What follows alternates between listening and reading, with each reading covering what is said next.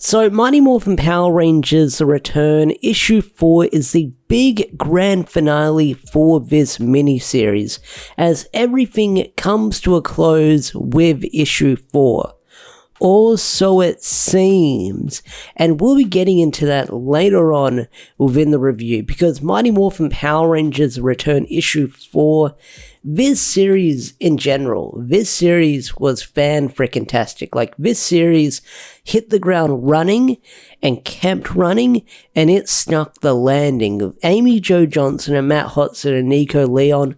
What they had cooking for this series was fan-frickin-tastic, and I just loved it from start to finish. And if you haven't read Mighty Morphin Power Rangers The Return yet, well, you were missing out, and I highly recommend go reading it, because read the 4 issues, read it in trade back whenever you can, read the hardcover whenever you can. This series was fantastic, and it's sad to see it come to an end, because the universe that Amy and Matt has created here, I want to see more of it. And with how this issue ends with a crazy cliffhanger like that, Amy and Matt are definitely sequel baiting and leaving the doors open for a potential sequel if we get to see one later down the line, which I'd be down for if we get another MMPR The Return later down the line, because what Amy and Matt did for this miniseries, I definitely want to see more of it in the nearby future. Like, if we get like another miniseries for MMPR The Return every year or every couple of years, I'd be down for that. That is for sure, because, like I said, that ending left the doors open and a lot of questions raised for a lot of different things that I cannot wait to see later down the line if those questions get answered in a sequel for this series. But enough about the potential sequel we could get. That's probably a discussion for another video later down the line. Let's talk about MMPR The Return Issue 4, titled Family Reunion. So the issue opens up with Olivia Hart finding her dad's old morpher in a secret location, and with that, she quickly morphs and she's teleported to the moon almost instantly. Like, just like that, she's teleported to the moon. And there are some funny gags that ensue, like she's gonna puke from the teleporting, which is kind of funny. I think that's also a throwback to the first episode of Mighty Morphin, where I think someone made a comment that they were going to puke from the teleportation that they did. But there was a joke that Matt wrote on Twitter saying that there was going to be a scene where Olivia did puke in the helmet, but they scrapped the idea, which would have been funny to see. I think it was either they wrote it in there or they played around with the idea, but it didn't make the final cut, unfortunately. But Olivia Hart is here, and everyone is shocked to learn that Kimberly had a daughter that she was keeping a secret from everyone. And without wasting any time, Selena goes right on the old fence and attacks Olivia because she needs that morpher to revive her mother. Now, one thing I really enjoy about the scuffle between Selena and Olivia here is that Olivia is easily outmatched by Selena in this fight, because Olivia doesn't even get a good hit on Selena during this entire scuffle between the two of them, because there's this one panel, well, there's a couple of panels. There's the first panel we see where Selena goes to throw a punch at Olivia, and Olivia just sidesteps it. And then there's another panel where Olivia tries to help Kimberly, but Olivia just gets caught in the battle, and she gets a knee to the gut. So, by observation, it looks like that Olivia probably doesn't have a lot of martial arts skills compared to the Rangers when they were teenagers. And I'm guessing that's because Olivia probably never took up martial arts like the others, or she had never had any training before. So she was just leading a normal life, and now she's using these Ranger powers. So I really like that. I really like that. She's got these Green Ranger powers, but unfortunately she's barely able to hold her own. So during the scuffle, the Dragon Dagger gets knocked out of Olivia's hands, and Kimberly's able to use it to break the barrier and free the others. So while that's going on, everyone's free. We have a bunch of putties that run down, and we have the MMPR boys taking on a bunch of putties, and it's really cool. It's a really cool fight scene, I will say that. Really well drawn. Now, during the battle, the Green Ranger morpher gets knocked out of Olivia's hand, and Selena picks it up, and she's finally able to start the machine again and resurrect Rita Repulsa. But while this is going on, Olivia quickly takes charge and spear tackles, I freaking love it, she like spear tackles her, or elbows her out of the machine, and stands in her place to stop the resurrection of Rita Repulsa. And what we get was a reveal that I had mixed feelings on, and I was hoping they wouldn't do. But after reading this issue several times and getting a very satisfying ending, I'm fine with it.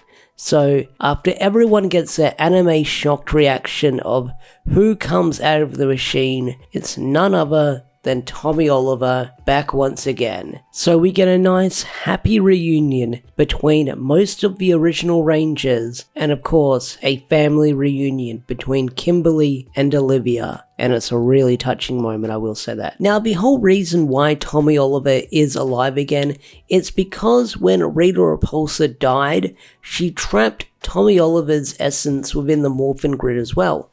Why? Well, it's because Tommy showed kindness and saved Selena, sending her to Earth when he put his wrist communicator on her. So that act of kindness made Rita save him as well.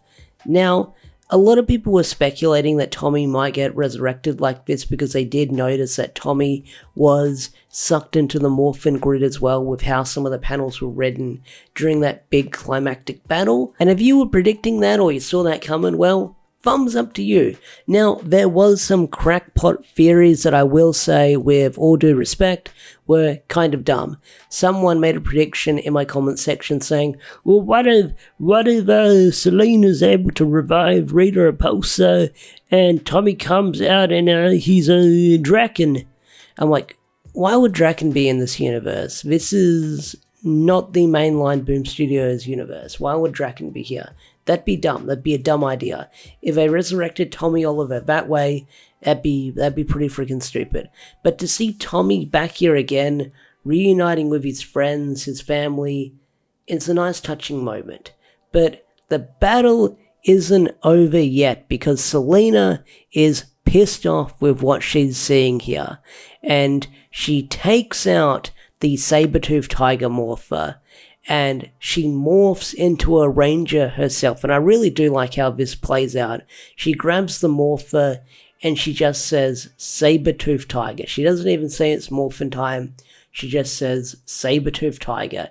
And she morphs into her very own ranger form, which is really freaking cool, because it's sort of like this amalgamation between Lord Zedd and the Yellow Ranger, where it's got the yellow spandex, but it's got the Lord Zedd bone structure around it while keeping intact the MMPR diamonds on it.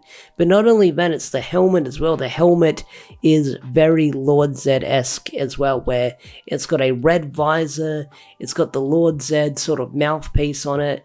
The saber-toothed tiger ears are more pointy, and the eyes are more mean-looking, you can say, but not only that, it's got a lot of claws to it as well.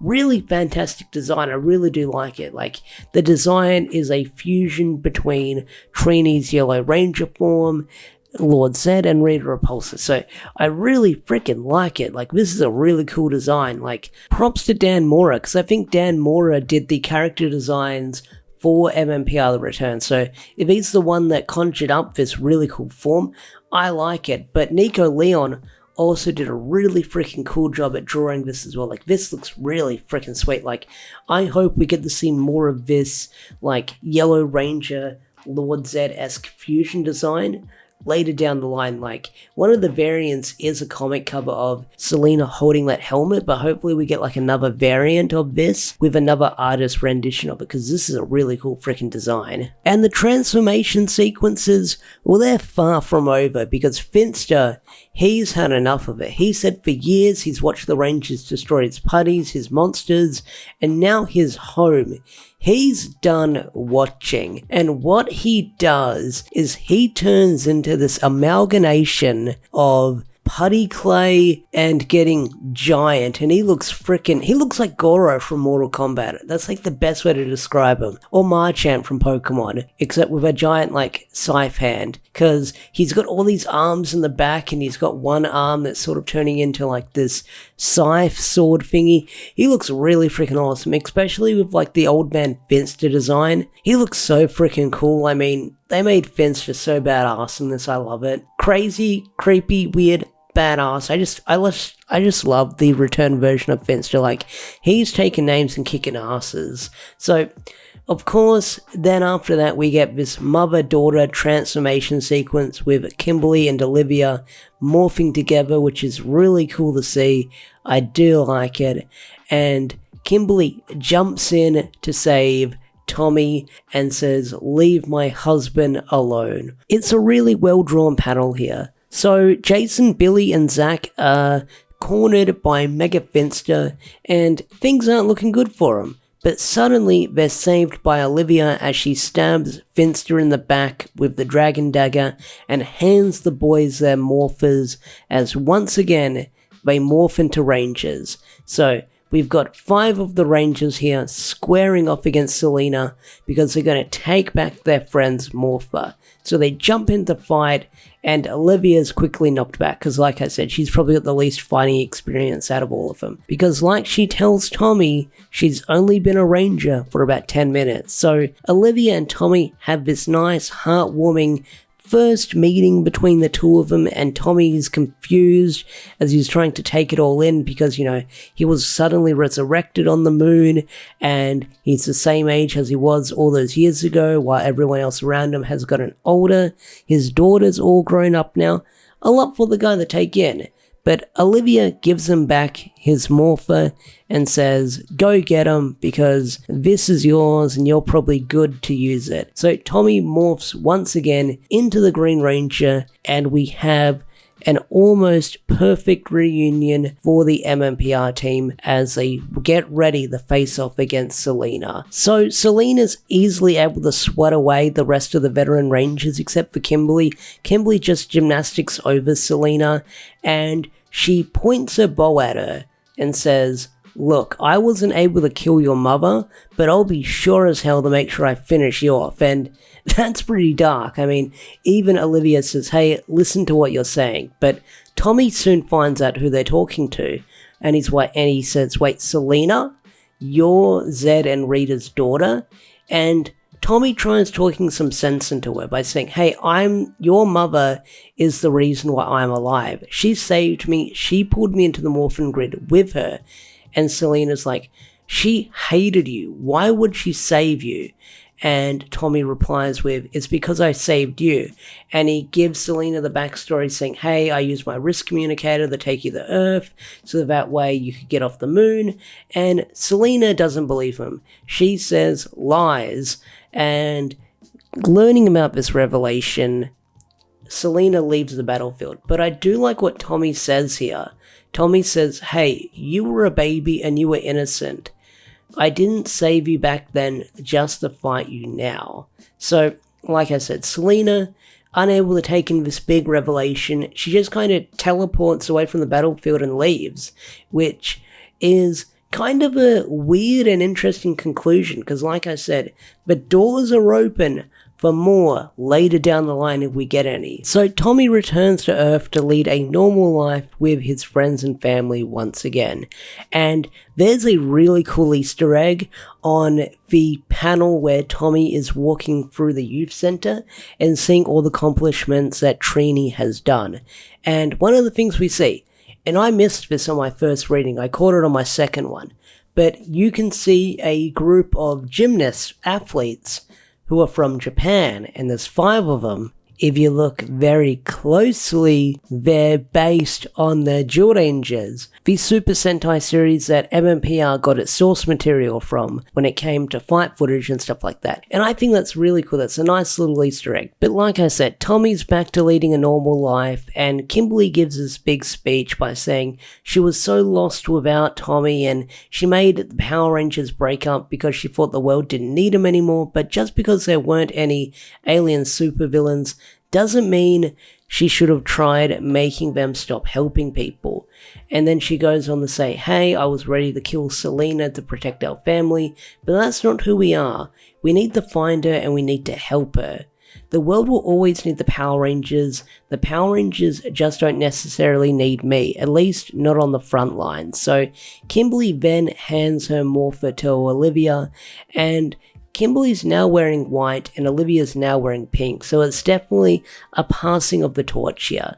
And Olivia agrees that she's definitely going to need some training to brush up on her martial arts, and Tommy of course agrees, which is really cool, but Tommy then asks, saying, hey, Selena's still out there with Trinity's morpher, so we're going to need all the help we can get. So, of course, Billy and Zach agree. Billy says that he doesn't know about being a full-time ranger, but he's always happy to help. But the Jason part is the most interesting thing. I like how this page is written. Jason says, Zordon's been gone for so long, I've forgotten too much about what he taught us, but you haven't, Tommy. I'd love to be part of the team again, long as you're the one leading it. And that made me chuckle. So Tommy is going to lead the Power Rangers and Jason is going to be second in command, I guess. So that's going to be interesting if we see more of this. So the Mighty Morphin Power Rangers are back once again, and Olivia says all we need is a command center. And then on the final page, it then cuts to the ruins of the command center, because I have no idea where this could be. But Selena teleports in, and she says she was so close to having her mother back, and she screams out to her, and someone walks out of the shadows, the silhouette, and says, who the hell are you? And where's Zordon? And on the final panel, we get a female White Ranger, and it says, to be continued, ? So yeah, that was the ending for MMPR The Return. This series was fan-frickin-tastic. I know I've said that so many times in this video, but this series was amazing from start to finish.